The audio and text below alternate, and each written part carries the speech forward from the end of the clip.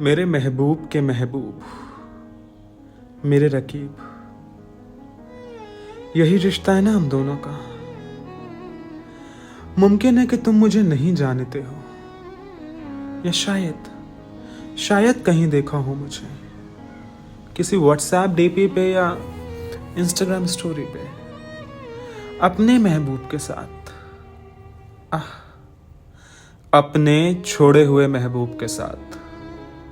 मगर मैं तुमको बहुत अच्छे से जानता हूँ, और अगर ये कहूँ कि मैं तुमको तुमसे बेहतर जानने लगा हूँ तो शायद गलत नहीं होगा, क्योंकि दिन के 24 घंटों में से 25 घंटे तुम्हारे बारे में ही तो बात करता है वो।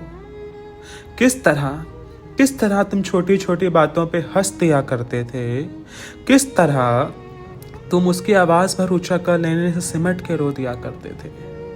वो अपने हाथों से निवाले खिलाना और एक बच्चे की तरह उसकी गोद में सर रख के सो जाना, सब कुछ बताया है उसने मुझे, सब कुछ।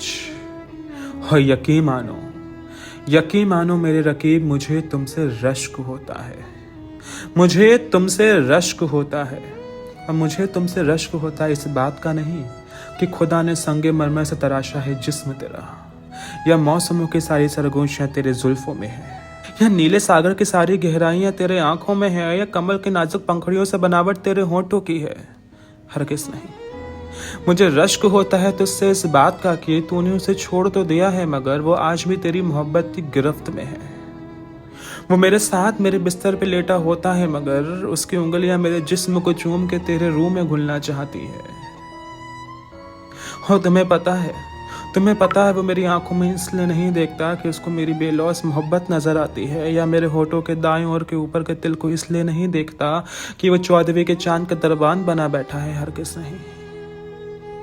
वो जब भी मेरी आंखों में देखता है तो उसको याद आती हैं तेरी झूठी वफाओं की झूठी कस्में, और जब भी मेरे दिल को देखता है तो इसको याद आते हो तुम, क्योंकि ठीक उसी जगह तुम्हारे भी तिल हुआ करता था। और यकीन मानो जो तिल आज तक मेरे नूर का नजर बट्टू बना बैठा था, वो अब एक महज काला बदनुमा दाग बन के रह गया है। और मुझे रश्क होता है तुमसे, जो मेरा महबूब मेरी बातें सुनकर ये कह देता है, तुम्हें पता है वो भी ऐसे ही रूठ जाया करता था, तुम्हें पता है वो भी ऐसे ही मनाया करता था, तुम्हें पता है वो भी ऐसे ही गुनगुनाया करता था। और फिर मैं खामोश स्तंभ होकर ये सोचता हूँ कि मैं ऐसा क्या करूँ, मेरी जान, मैं ऐसा क्या करूँ कि जब वो मेरे साथ पुराने लखनऊ घूमने जाए तो घंटाघर देख के तेरी याद ना आए। ऐसा कौन सा इत्र लगाऊं कि जब वो मेरे जिस्म को चूमे तो तेरी खुशबू ना आए। ऐसा कौन सा कलमा पढ़ूं जब वो मेरे साथ सामने को गोमती किनारे बैठे तो मेरी बातों में डूब जाए बजाय तेरी यादों में डूबने के। और फिर मुझे तुमसे रश्क होता है मेरी जान, मैं ऐसा क्या करूं। और फिर मुझे तुमसे रश्क होता है जब तुम्हारी बेवफाई की खड़ी पक्की दीवार के सामने मेरे अज़्ल वफा की बनी मिट्टी की कच्ची दीवार बिखर के रह जाती है। और मुझे तुमसे रश्क होता है, लेकिन जब मैं आज भी उसकी आंखों में तेरे लिए मोहब्बत देखता हूं तो मुझे तुमसे रश्क नहीं होता। मुझे तुम पे तरस आता है कि तुम ऐसी बेलौस मोहब्बत को ठुकरा कर चले गए, और उससे ज़्यादा खुद पे रहम आता है कि हो सकता है कि मैं इस जन्म में अपने महबूब को सिर्फ अपना कर ना सकूं। और मुझे तुमसे रश्क